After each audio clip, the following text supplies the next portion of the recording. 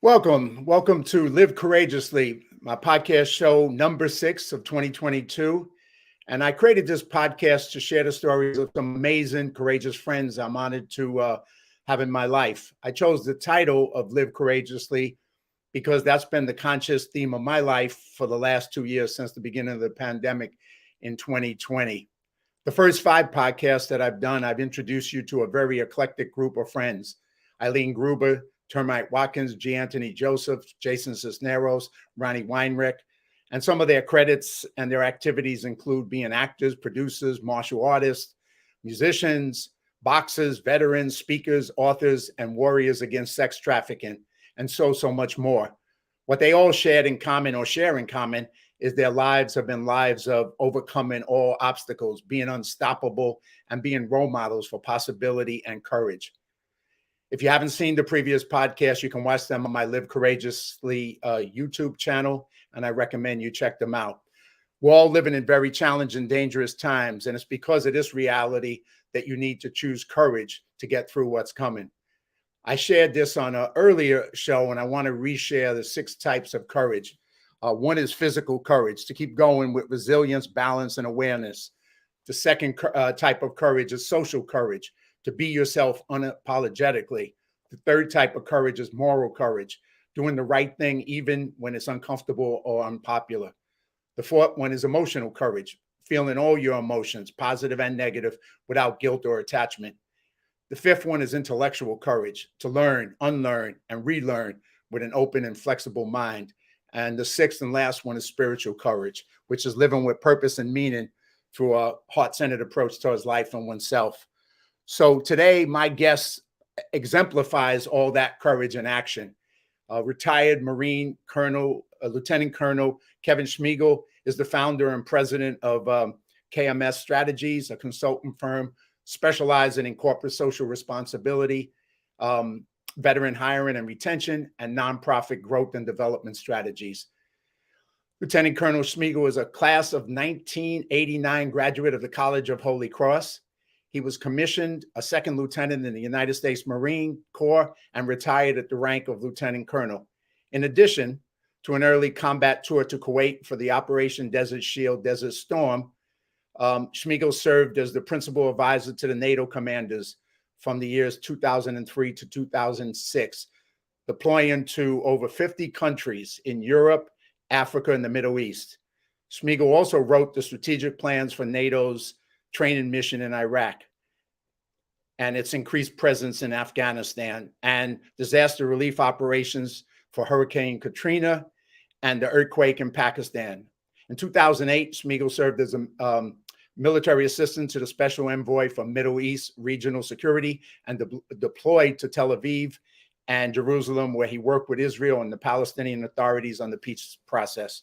After 20 years in the Marine Corps, with all his deployments to more than 50 countries, like I said, and spending 2 years post-military as a chief of staff to the president and CEO of the U.S. Chamber of Commerce, Schmiegel followed his passion to continue his service by founding Hiring Our Heroes at the Chamber's Foundation and leading 2 other national military and veteran nonprofits.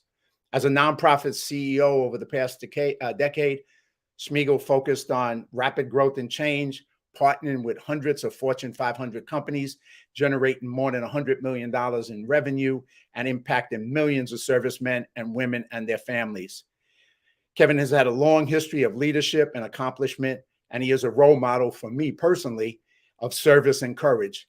His friendship means a lot to me, and I'm honored and blessed to call him a friend and a brother. So let's welcome Kevin to Live Courageously. Kevin. Hey, how you doing? All right. Welcome, man. How are you doing today? It's great to be here. I don't feel like I have anything to say after you read that bio. Those military bios are always long. Well, that was a shorter version of your military bio, and I'm always impressed when I read some of the stuff you did. But even more, I'm impressed by when we've talked together and hung out, and you just shared some of the journeys that you've been on. You've had a very you've done a lot in your life. Let's put it that way. And so this bio, it's words on paper, but the reality of what you did in your real life and continue to do is what impresses me. I like to start off the show with two things. And one of the first things I like to start it off with is just trying to see if you remember the first time we met and how we ended up connecting and becoming friends and where that was. So that's usually my first question. So, and if you don't, I'll remember.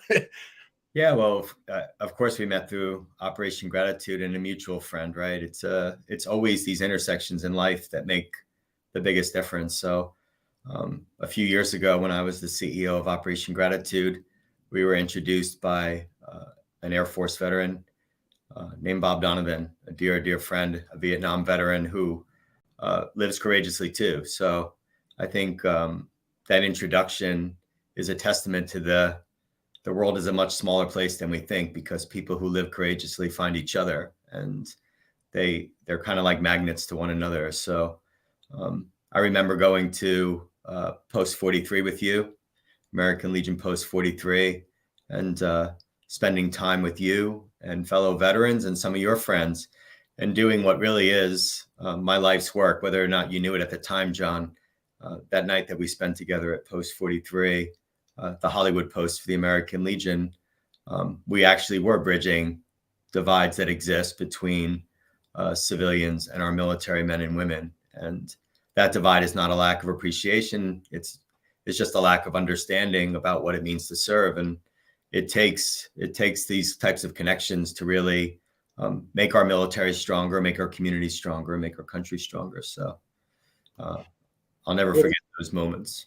Well, it was a great time. We had a great time there, and I'm, like you're saying, and we'll get into that, the whole thing of bridging the divide. That's one of the things that you're committed to, as well as other things, and I want you to share some of that with the audience. But what the first thing I'd like you to kind of share is, what does live courageously mean in your life? What does that mean to live courageously, and how do you see how that exemplifies who you are?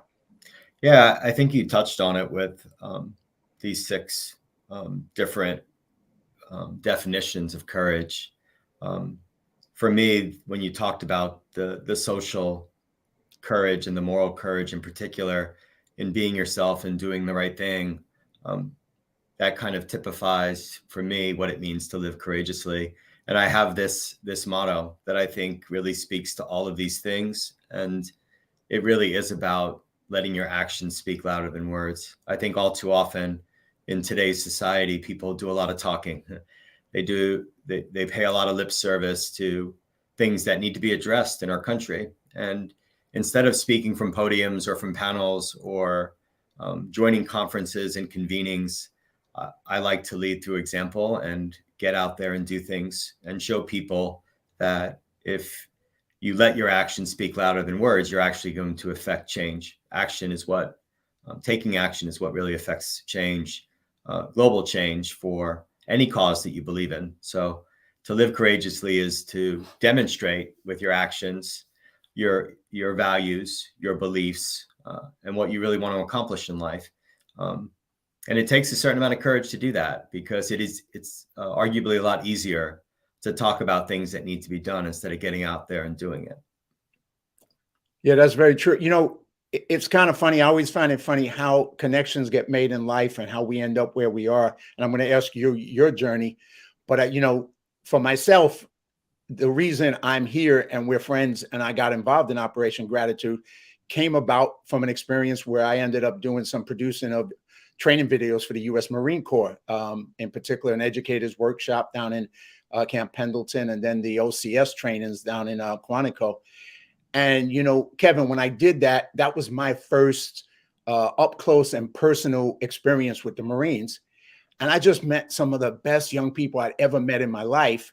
And it just impressed the hell out of me who they were and their commitment and their family's commitment to service.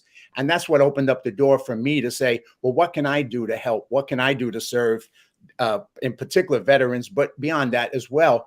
And that's what got me involved in Operation Gratitude and meeting you, which led me down this path to so many other things. But I mean, the Marine Corps was had such a powerful impact on me, seeing them and who they are and what they are and their belief systems and actions. But, where did you start out, as a young person, the history of the military in your family? Why did you join the Marine Corps? Tell us a little bit about your life that took you from there to where you are today? Yeah, so I guess fittingly, the sword behind my head is really one of the major reasons I decided to become a Marine. That sword was carried by my father in the 60s. So it's actually called a Marmaluke sword. It was awarded to Marines by pirates during the Barbary Wars. And it's called a Marmaluke sword. And it was awarded to Marines for their valor and their courage in battle. Every Marine officer carries that. So my dad carried it during his service in the 60s. And then the day I was commissioned at the College of the Holy Cross, my dad gave me that sword, and I carried that sword for 20 years. So I think in large part, my decision to serve our country, to serve as a Marine, was driven by my dad. He never really pushed me down that route, but I remember my dad talking to his friends over the phone when I was younger, in the 70s and even in the early 80s, and watching this change in his persona, watching this change in his face, and how he carried himself when he was talking to his friends, many of whom served in Vietnam. One in particular, a corporal who was awarded a Silver Star named Marty Brennan. And I even remember going out with them and watching them interact with each other. So he never really pushed me or encouraged me. He wanted that decision to be mine. I have 5 brothers and sisters. I'm the only one who followed in his footsteps. But I think that was the big reason. The other reason was probably my mom. She's a very devout Catholic, served in the community, served in a different way. But service was definitely a part of my life growing up. And I think that was a big part of my decision. And coincidentally, I guess I had 3 boys myself. My middle son followed in my footsteps and his grandfather's footsteps, and he enlisted right out of high school. He finished his 6-year enlistment a couple years ago, and he's finishing up college now. So all on the right track. But I think that's one of the things that's really common in the military and becoming more and more common. People who serve generally come from families who serve, which is why it's so important, John, when you share that story about these first impressions you have with Marines and how our paths have intersected. It's critically important that people who don't have family members who serve interact with those who serve, because it does create better understanding and empathy. And the more veterans, the more service members and their families can get out and talk to other families who haven't served, the more likely it is that they'll follow in their footsteps too. If you look across the United States, there's a phenomenon where our military generally recruits from the same 13 states, and they pour resources into it because they're more successful there. And why are they more successful?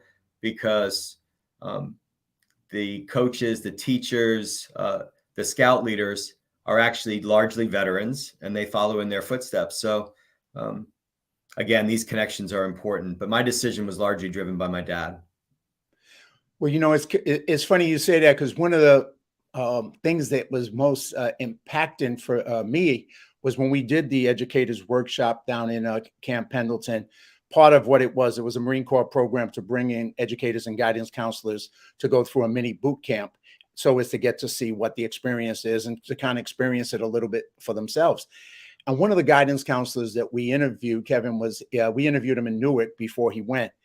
And he clearly said to us on camera that he hated the Marines, he hated the military, and that he would never tell any of his students to join. But he wanted to go to this experience because it was, I guess, a week away from work at his school in Newark, New Jersey. So it was a break. So he's down there and he goes through this mini boot camp with the Marine Corps. And then the graduation happens, and these young men become Marines with their family there out on the parade deck. And we got the cameras on him, and he's crying like a baby, just crying like a baby. And we come over to him and we ask him, we said, "What's going on, man? You seem very emotional." And he said, "I can't tell you how wrong I've been all my life about this." He said, "These people are the most amazing young people I've ever met in my life. And I'm going back to my school, and I'm going to encourage all my students to take a look at the military and particularly the Marines, because a lot of them were ghetto kids and kids that didn't have an opportunity or future."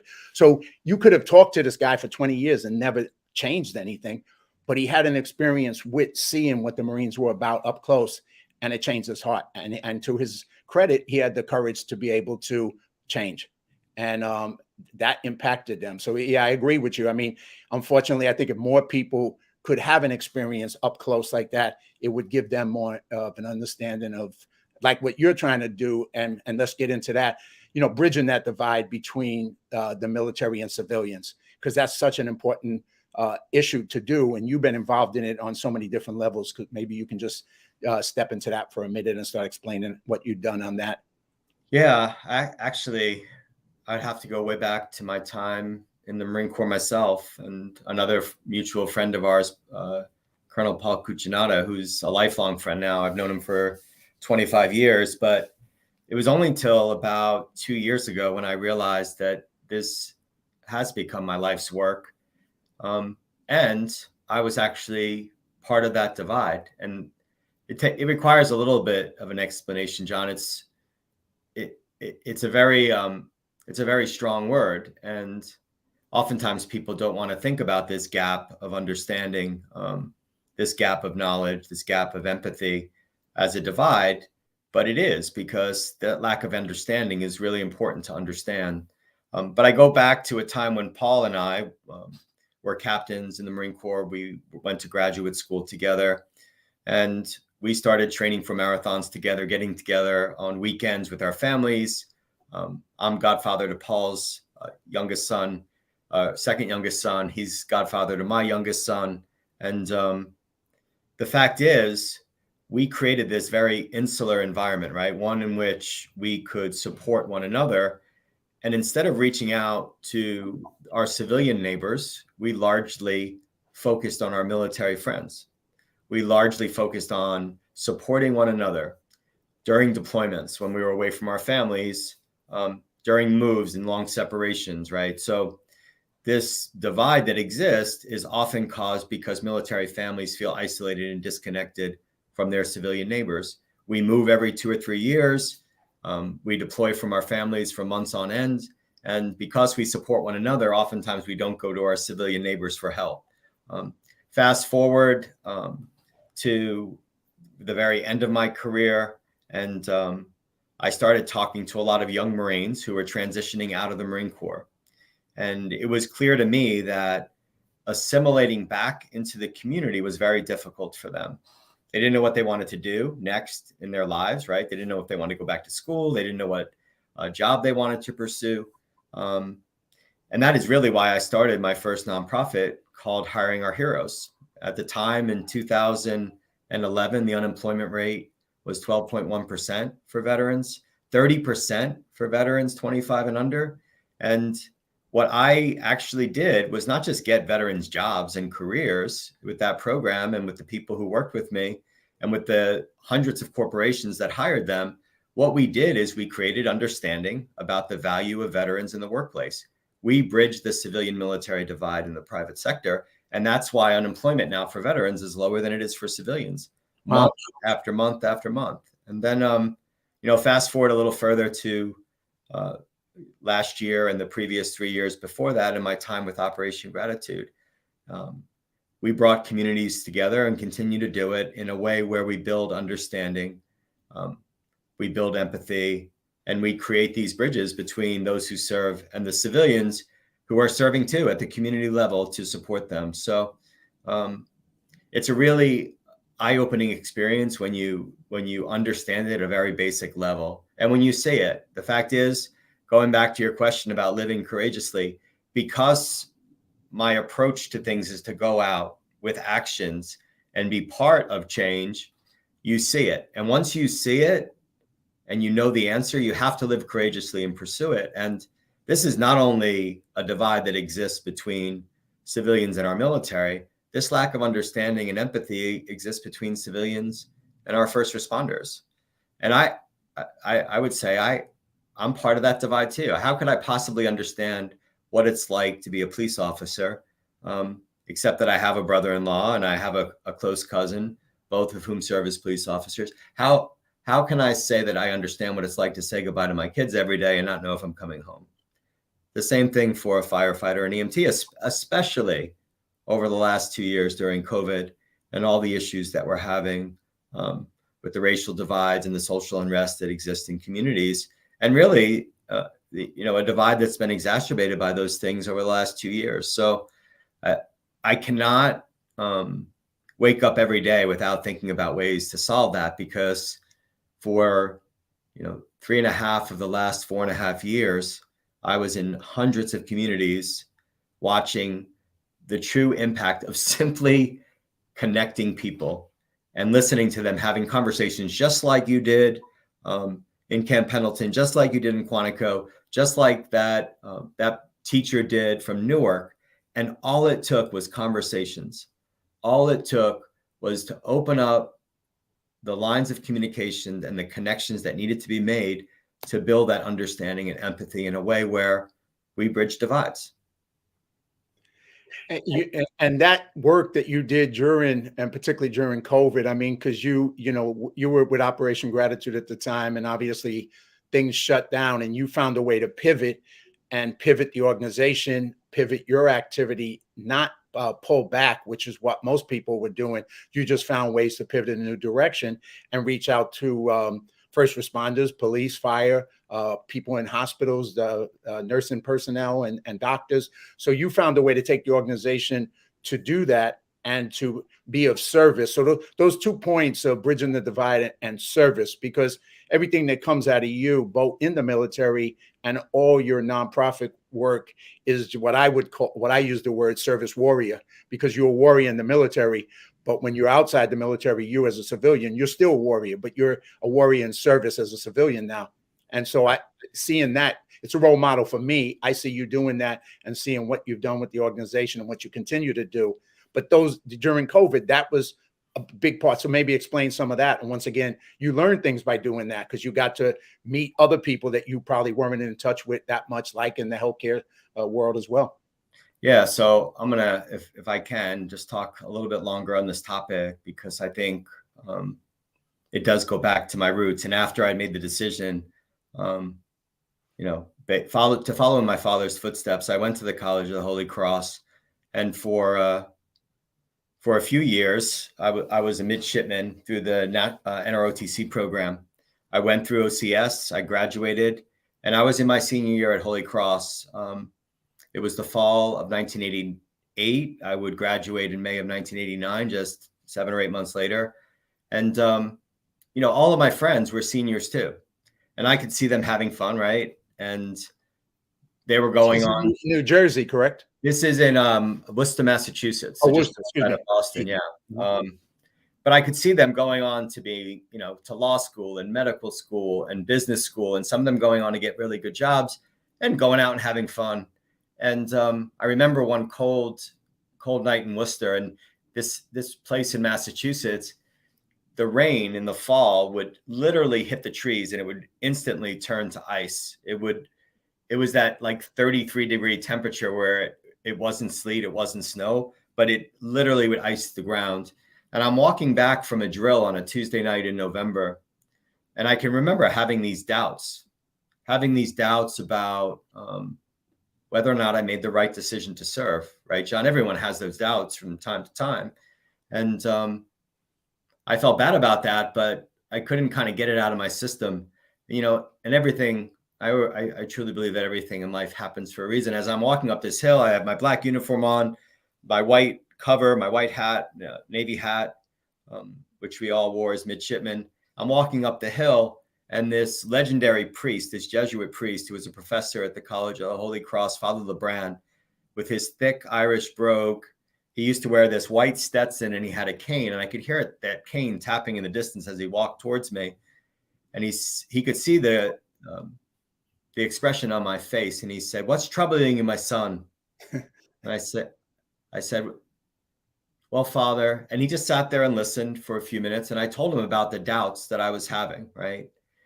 And he stopped and listened. He let me talk. And I can remember him putting his hand on my shoulder and not staying there long. And he said, "We are all called to serve in different ways." Just kept walking with his Stetson and his cane. But that has kind of been a guidepost ever since. And I think for me, I've had doubts since then. I had doubts as a Marine. I remember having those doubts when I was deployed away from my family as a young Marine, being deployed away from my own kids for 1,000 nights, watching the stress that they were under, moving 6 times over 11 years. When you deploy to 50 countries, those 1,000 nights add up. So you don't get to have dinner with them or tuck them into bed or read them a bedtime story. All those things are very difficult. But what always guided me back were those words. We are all called to serve in different ways. And I used that at my times of doubt, but I also used it at times to help other people. And that's really what those words mean to me. I remember the first time we did a hiring fair at Hiring Our Heroes. We were in Chicago. It was March 24th of 2011. I had been working hard for months. It was only me. I started an organization from nothing, had a little office 8 foot by 8 foot, and even had doubts then. But I remember a young Marine sergeant who had been out of work for a year walking up to me in a convention with 1,100 veterans and 110 employers saying, "Sir, you changed my life today. I got a job." When you have that moment, you're called to serve, right? So you go on and on and on. And those same words, I remember being deployed as a lieutenant and having young Marines having their own doubts, and me sharing that story about Father LeBrand and steadying them. And even at Operation Gratitude for those 3.5 years, listen, when you run a nonprofit, the word nonprofit is a misnomer. You have to pay your employees, you have to keep the lights on, you have to keep the trains running, and it's tireless work. On top of that, it's not. I don't like to call it nonprofit. I like to call it for purpose or for impact. And the truth is, some days you're working 80, 90 hours a week and you're tired and you have your own doubts. But when you realize you make a difference, right? When you hear from someone that the work you do is changing their lives in a meaningful way, when you get an email from someone that says, "Hey, you changed my life today," right? I got this care package. I was down in the dumps. I had lost my hope, and then you lifted my spirits in a way that made a huge difference. Then you keep going. So when we got to the point of COVID, to the question that you asked, we realized it wasn't a challenge. It was an opportunity to do more.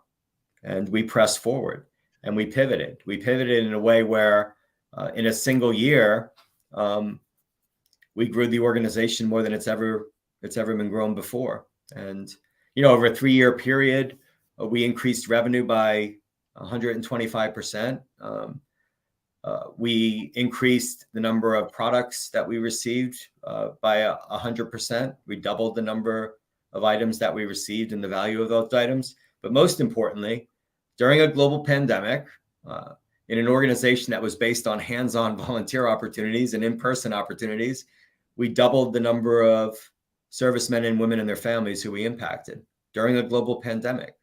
And that's because people on our team, our volunteers, did more, not less. And they lived courageously too. They were inspired in a way where they realized that our men and women serving, our men and women in the military, to include the National Guard, who is deployed not only overseas with our active duty, but deployed at COVID vaccination sites, cleaning up places that where people were dying in nursing homes and, things that young men and women shouldn't see in their own home front. We were supporting hundreds of thousands of doctors and nurses in hospitals because they were on the front lines of the pandemic. And we were supporting our first responders and police and fire departments across the country. And listen, when you look in the eyes of police officers and firefighters and you say, "Thank you for your service," you can see from these pictures, we don't stop at thank you. We have a conversation with them. We talk to them about what their service is and why they do it. And I will tell you, time after time after time, in cities across America, when I talk to first responders in particular, I was moved in a way that I never thought possible, because they were experiencing very, very challenging times, and they had their own doubts about their service. And I know what that feels like. I go back to that story I told about Father LeBrand and our organization, Operation Gratitude, and our volunteers and our team. We were with them every step of the way, supporting them. And I've decided now that I've left Operation Gratitude that I'm going to continue that work. It's important to me personally. It may not be as easy as an individual who has a company and a few partners and colleagues that have their own companies too, kind of doing this, but it's still important to me. So I'm still going to press forward. Well, just to echo what you said, and just maybe you can say the word, but you took advantage of that COVID situation to see it as an opportunity, to grow, an opportunity to do more. And I think that mindset, that belief you have, is something that I think more people can learn, because we're all going to be faced with challenges and we don't know how many are going to get thrown at us in life. So rather than having that do something where you back off or you retreat, it's a opportunity. It's an opportunity to do more. It's an opportunity to contribute in a different way if you choose. And that's what you did. You took the proactive choice to take that situation, which wasn't a good situation, but you tried to turn it into something that was good. And I think that's what I think, is a lesson from you and all your action and service. It's always about that. It's always about taking the reality, whether the reality is good or not, and then finding a way to contribute and make things better in the midst of whatever that reality is. Exactly. I mean, I remember when California announced the shutdown. I mean, I remember that like it was yesterday, in March of 2020. I mean, I literally called Paul Cuccinata, I keep saying his name, in the middle of the night. We were seriously considering shutting down our warehouse and our operations. I mean, how can you not, as an organization that's based on the premise that you have to bring people together to make an impact? So we found a way to pivot. And I truly do believe that everyone should consider that with every challenge does come an opportunity. And that doesn't seem like it at the time, right? It's scary. It's scary. And we had to talk to our employees. We had to brace them for, what a reality did exist. We were not only very fortunate to continue. There were thousands and thousands of nonprofits that did go by the wayside and had to shut down. Not only did we make more of an impact, but we grew as an organization. And we were able to invest in a way where we were able to make a further impact the following year and even this year, because we exceeded the expectations on our budget side. So we put that money aside and we were able to realize an even bigger impact in 2021 and beyond. And those things are important for people to consider. I think, listen, the other thing that came out of COVID, John, is we did create an environment where people do have a common and shared experience around isolation and disconnectedness, which is something that military families feel. So this challenge of bridging the divide, we have an opportunity now to build on that common experience, to say, as a country, we need to come out of COVID, and we are coming out of it, and we need to take advantage of it in a way where we bring this country back together.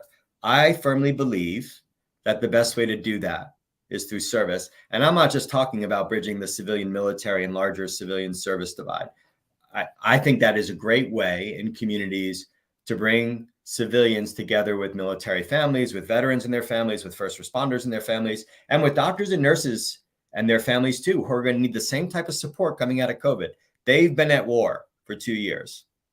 They're going to have the same issues that many of our veterans have and many of our police officers have too. They're going to have post-traumatic stress from the last 2 years. And we have to come together as communities and unite in a way where we're not only bridging this civilian service divide, but we're bridging other divides that exist in our country.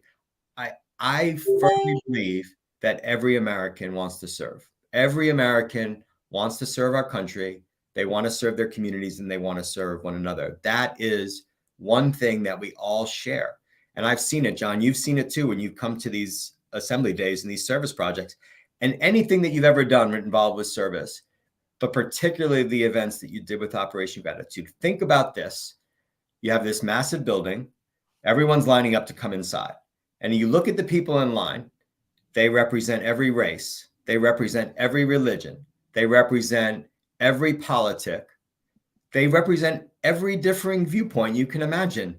But it's the most incredible thing you've ever seen. They leave those differences at the door. And in the process of serving and putting items inside a box that are going to go to deployed troops or inside bags that are going to go to first responders, they realize they share the same neighbors. They go to the same restaurants. Their kids go to the same schools. But most importantly, they realize that they share the same values, a value based on the fundamental belief that they want to make their country, their community, and one another stronger. They forget about all their differences because they realize what makes them the same. That is bridging the divide.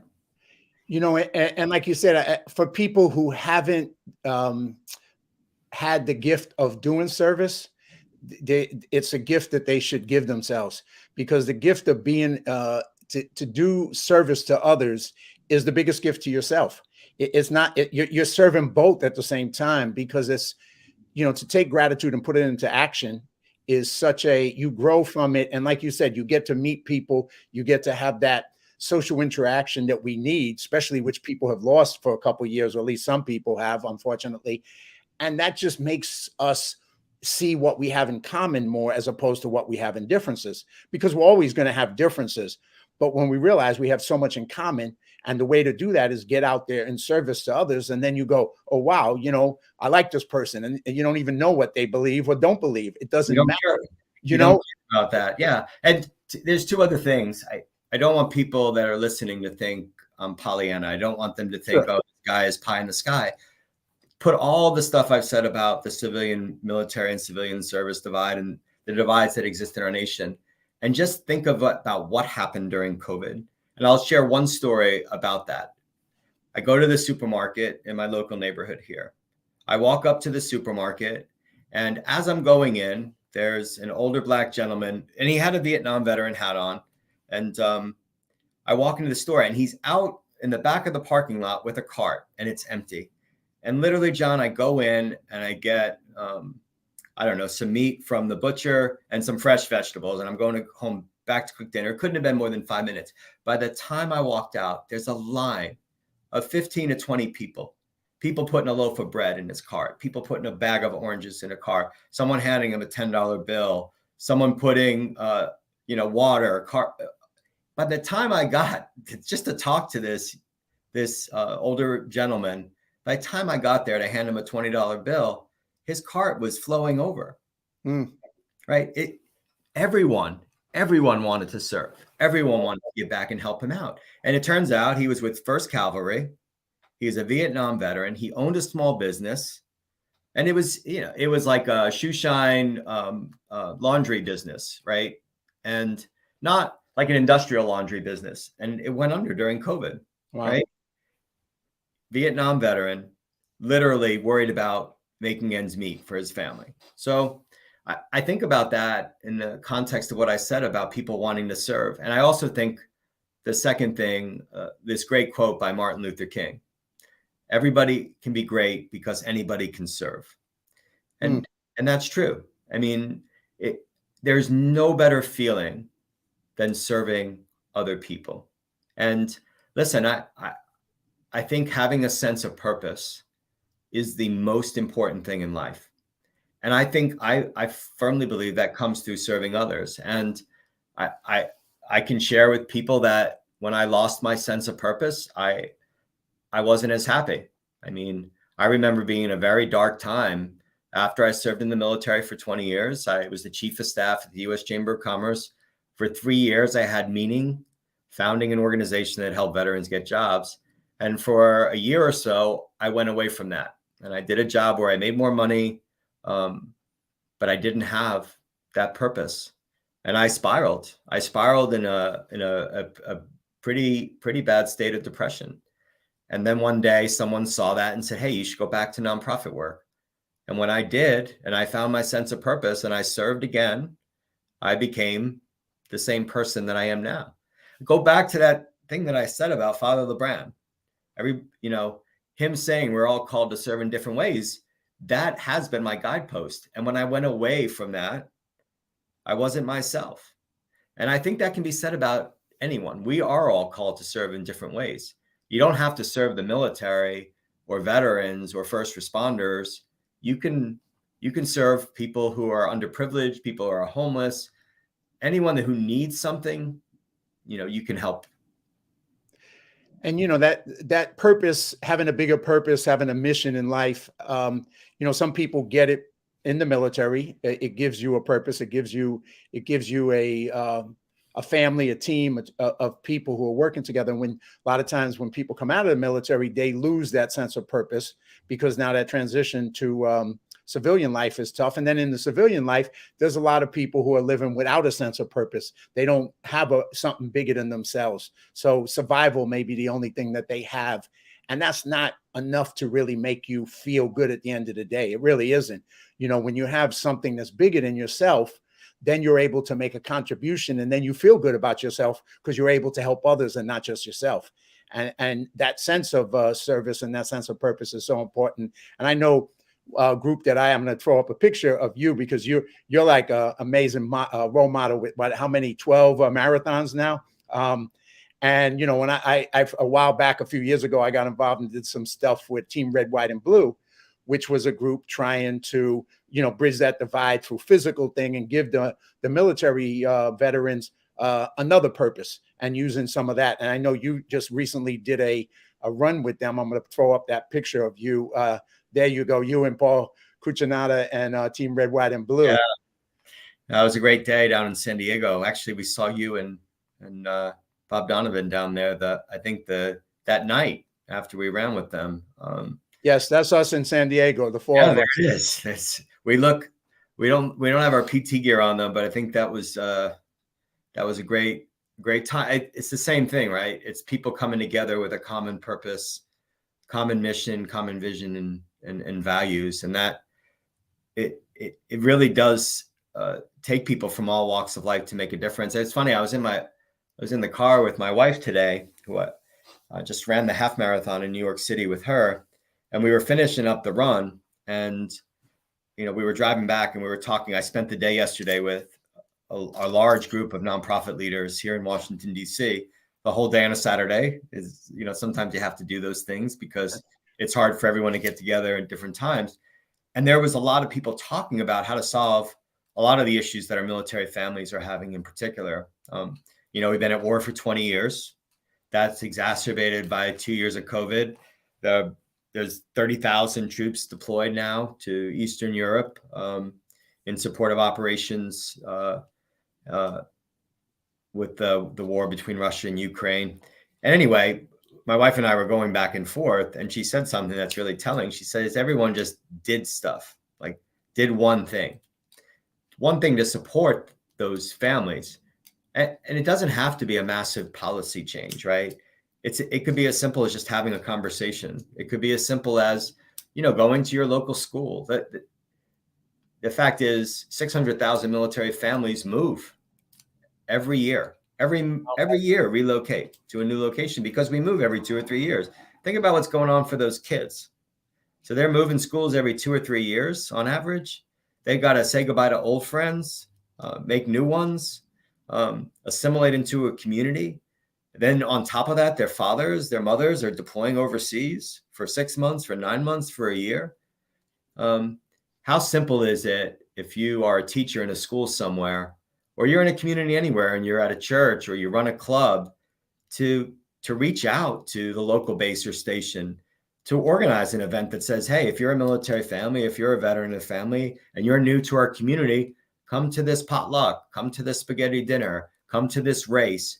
And if you're a principal or an administrator in a school, shame on you if you don't organize something in every single community. This isn't happening just in Camp Pendleton or Camp Lejeune or Quantico or a big Army base at Fort Bragg or Fort Leavenworth. This is happening in communities across the country. 200,000 military families leave the military every year and they reassimilate into communities. There are 20 million veterans in communities right now. I know people who don't know a military family, that don't know a veteran, and they're walking amongst them. So a lot of this stuff is just doing things. It goes back to my point about action speaking louder. And if people spent less problems or less time trying to solve problems in massive ways, which I can be accused of too, and just went out and did things, we'd be in a much better place.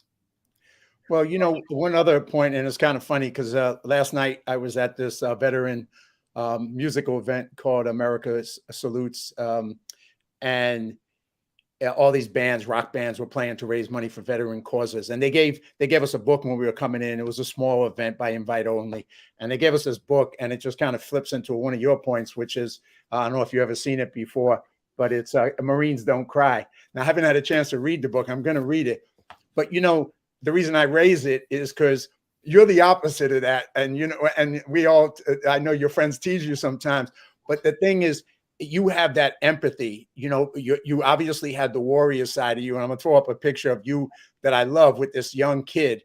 And it's just like the look on your face.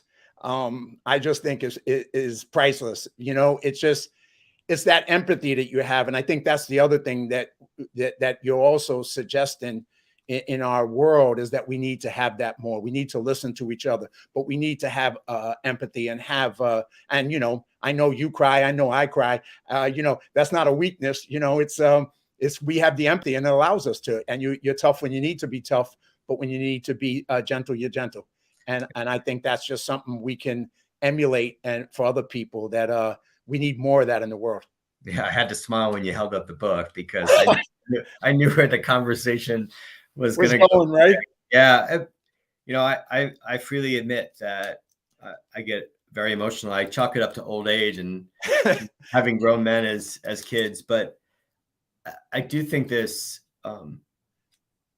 I think back to my time. I mentioned my dad and my decision to serve, but I should talk about my mom. I mean, it's even during this call, I probably almost cried 3 or 4 times. But I go back to like the golden rules that I learned as a kid because of my mom and because of her faith, and because she is a warrior servant too, just walking in a faith that shows her that to treat others the way she would want to be treated, and to walk in their shoes, and to be empathetic.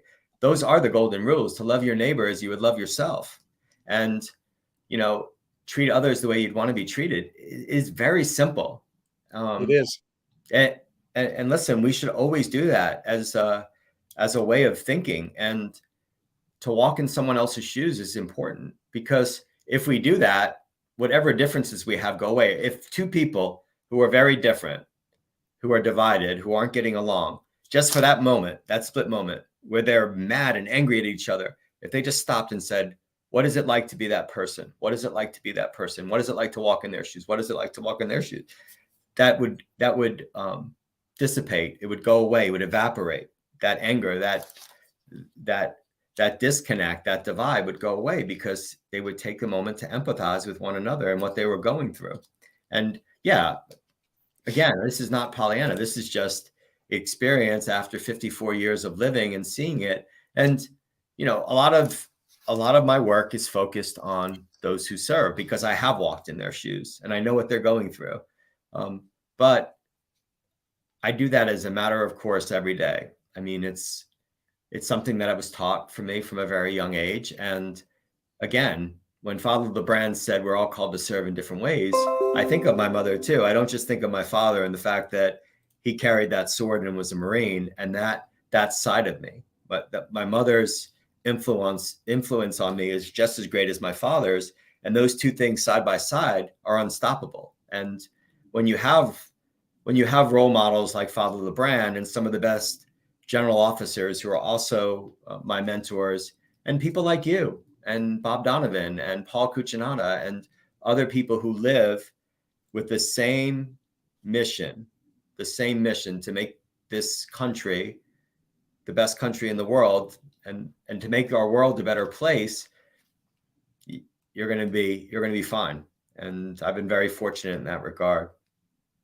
Well, I'm going to take you going a little forward before we end, but what you're talking about, I had the honor to meet a young man who made a documentary film based on his life, African-American guy from the Midwest. And originally when he was making the film, he told the story, it was called Walking While Black. And he was angry, and he had been treated, unfairly a couple of times, or maybe many times, by police officers in his community. So he had this rage inside him, and that was what was he wanted to make the documentary, to express that rage. And then he had an experience. He was also Christian. His brother was dying of cancer, and his brother told him, he said, brother, you got to let go of this hatred in you and anger. You got to let go, because you're never going to heal unless you do. So his brother died, and he was on the beach, he said, and he was reflecting and praying on it. And then he realized that he wanted to make a different documentary. He wanted to share that reality, but he changed the title to Walking While Black, Love is the Answer.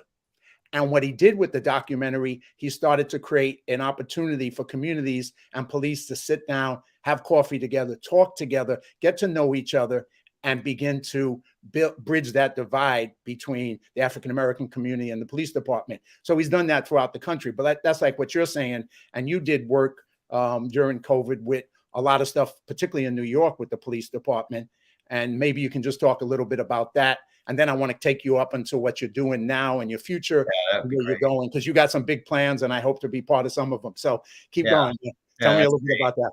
Yeah. So New York was, and serving the NYPD was probably the most meaningful thing that I've done with my career post-military. And many of the police officers in NYPD have become very close friends. And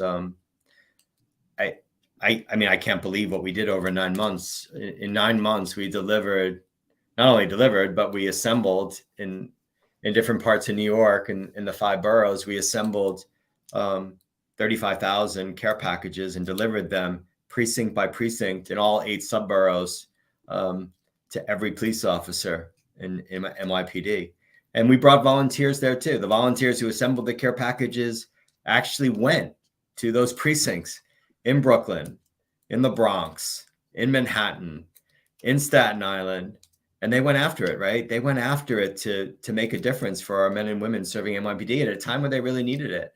And that changed my life forever. And I'm working on a massive project right now that will create global change for police officers and for the issues that we talk about.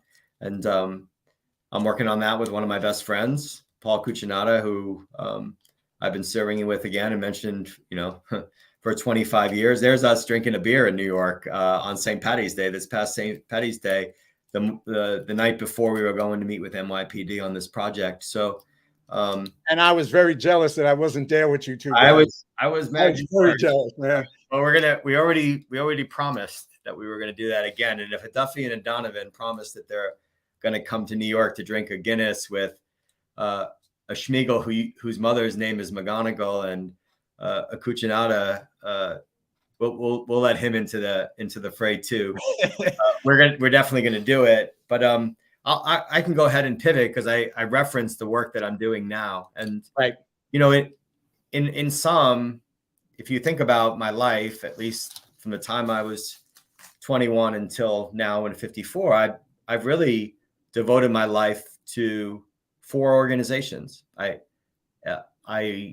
gave everything I had to the Marine Corps for 20 years and was loyal to the institution and lived courageously with them, every Marine that I served with. And then I ran 3 nonprofits, and those 3 nonprofits I gave just as much in terms of service, in terms of my time. I worked tirelessly with Paul Cuccinata to run Operation Gratitude, and within a team that grew from 13 to 37 people in just 3.5 years. And they were incredible, and all our volunteers were incredible. But I came to this point in my life where I realized I could do more if the gloves were off or the shackles were off, and I wasn't encumbered or constrained by devoting myself to just one cause at a time. So I'm going to spend the next 5, 10, 15, 20, maybe longer years connecting every relationship I have, every dot that I've laid across the globe to make a difference, to make a bigger difference. So every corporation, every foundation, every individual that wants to give, I'm going to connect with the causes I believe in. So my firm, KMS Strategies, is focused on doing just that. And a lot of our focus is on military veterans and first responder causes, but it really isn't about that as much as it is about making change and making an impact and waking up every day to do that. And, if you think about it, right, I was in the Marine Corps and I made an influence for 20 years, and I made that organization better in a small way compared to the 200,000 other Marines, or as part of the 200,000 other Marines that served with me year after year for 20 years. And if you think about the work I did in those 3 nonprofits, they're still doing those great things. So that's a constant. I'm just adding on and on and on. So I'm already working with 4 nonprofits, to include this amazing young Marine veteran, a quadriplegic who started this company called Oscar Mike. They sell these amazing t-shirts, and they help severely disabled veterans get back on the move. They give them purpose. They give them a community to rally around them, to build around them. He's had 1,000 veterans over 10 years, 1,000 severely disabled veterans, quadriplegics, triple amputees, people who suffer from the invisible wounds of war through his program. And while everyone's talking about the 22 suicides a day amongst veterans and mental health and wellness, Noah Currier, the founder of Oscar Mike, with 3 other disabled veterans just over 10 years ago in his parents' garage, started an apparel company. 2 quadriplegics, 2 amputees, literally putting shelves up. They screen t-shirts. 10 years later, they've helped 1,000 veterans get back on the move. That's what Oscar Mike means. It's a term that was used in Iraq and Afghanistan. If you were on the move and you weren't going to be able to be in the fight until you got to your next position, you would say, hey, I'm Oscar Mike. What he was showing veterans through his own actions, through what he learned, if you get back on the move, right? If you get back on the move and you improve your physical health, you'll improve your mental health and well-being. John, 1,000 veterans over 10 years, not a single one of those men and women have taken their lives. That's an impact. So, Noah is a young man who's been doing this, a young Marine. He's just turned 40 years old, just got married, has a little girl, Kaylee, his wife, Erin. He's living this amazing life where he's helping other people get back on the move and realize their sense of purpose. He's giving them hope, and he's giving them a community. They all share this common belief that if I'm on the move, I'm going to achieve anything I want to achieve. So he literally has people jumping out of veterans jumping out of airplanes, on ATVs, all these incredible things, and he's saving lives. And to me, I want to be part of those things. And I'm helping several other organizations at the same time too. So I'm able to spread myself out, make a greater impact, and help those organizations grow very quickly. And it's just an amazing thing to be a part of. And most importantly, I get to work with people like you, like Paul, like Bob Donovan, like people across the country who I really want to work with and spend time with whenever I want, wherever I want. And it's an incredibly freeing experience and incredible experience too. I get to also spend more time with my family, which is kind of nice too. That is special. Yeah. And you have a great family, man. And that's such an important thing. You had mentioned to me when we were down in San Diego, I got to interview the young man from Oscar Mike as well. I'd love to have him come on and share his story. I'm doing this podcast next week with a young woman, Navy veteran, who's a paraplegic, and she has a horrific story as to how that came about. And she's been a motivational speaker. She wrote a book called Falling Upward, and she participates in all these paraplegic sports and Olympics. And once again, she has a purpose, she has a mission, and she just has a spirit that just lights up a room because she has something to contribute, and she's contributing nonstop to the world, just like him. So I met her and got a chance to hear her story. So I'm going to share that next week. That's awesome. And she's an incredible woman. So yeah, I look forward. So in wrapping up, anything else you would like to finish up or share, or anybody, how people contact you, how the people get involved in supporting all the efforts that you're doing? And in the future, of course, when you get those things concrete, I'll share them to all my social media. So if there's any way to get people connected to you, and I look forward to working with you on whatever I can with those endeavors, because they sound great. Yeah. I mean, I would just say, I'm just honored to be part of this and, to have this relationship, right. To have this friendship. And, it's weird when you do a podcast because you're not getting to see the people who are listening and express that to them. But any friend of John Duffy's is a friend of mine. So anyone who's tuning in to live courageously is looking for these types of messages. And I'm just honored to share my own experiences in a way where hopefully, the one person who's listening, it might make a difference. I think, again, all too often in my life, especially the last 11 years, I've been focused on making massive changes. And arguably, I have helped millions of people. But what's really interesting to me right now, this time in my life, is I want to connect with individuals in a much deeper way, because there's a different theory of change, right? I was always focused on creating these organizations and making massive change, when sometimes, if you think about Noah and you think about people like you, if I could work with them or help them in a way where they can go on to help millions of people too, I'm arguably doing more. So I'm just honored to be here. And, there might be someone listening who was going through a hard time, like we have in the past.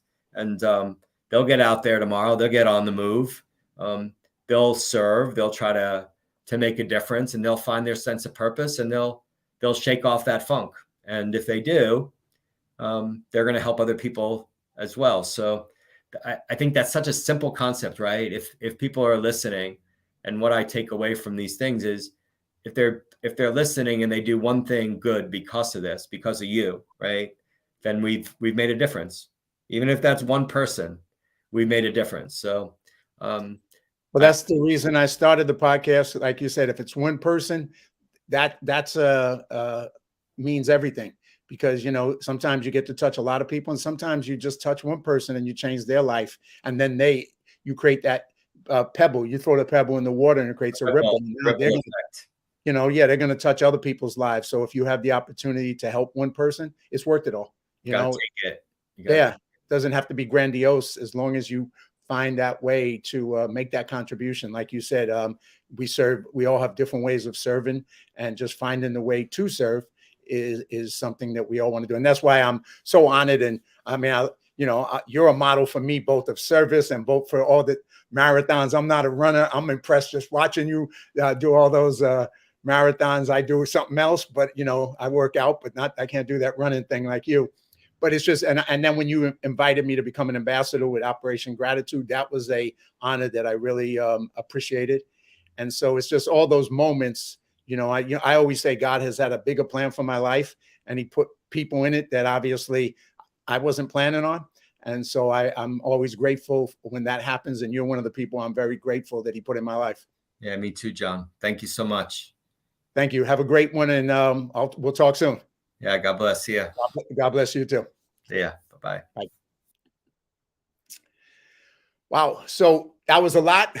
Obviously, here's if you get a chance, if you're watching it on replay, Kevin has lived an amazing life, both in the military and out, in service in the military and in service outside as a civilian.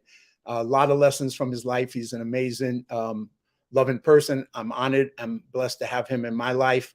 And he's just one example of how we can live life in this period of time, how we can be of service, how we can live courageously, how we can overcome fear and have faith, and find a way to touch one person or touch two people or touch whoever you can to make life better. Everybody has a gift. And my purpose of doing this Live Courageously show and bringing amazing friends like Lieutenant Colonel Kevin Schmiegel on is to share it with others, so you get to hear what they've done with their life and what they're doing, and maybe draw some lessons as to what you can do. And they don't have to be giant steps. They can be baby steps, but to get into service and to get into being the best you can be. So as I finish this up, thank you for watching. Thank you for being part of it. Thanks, Kevin, for sharing his life and story with us. And then we'll be back next week with another amazing friend and guest who's also a courageous human being. And so until I see you next week, take care and God bless.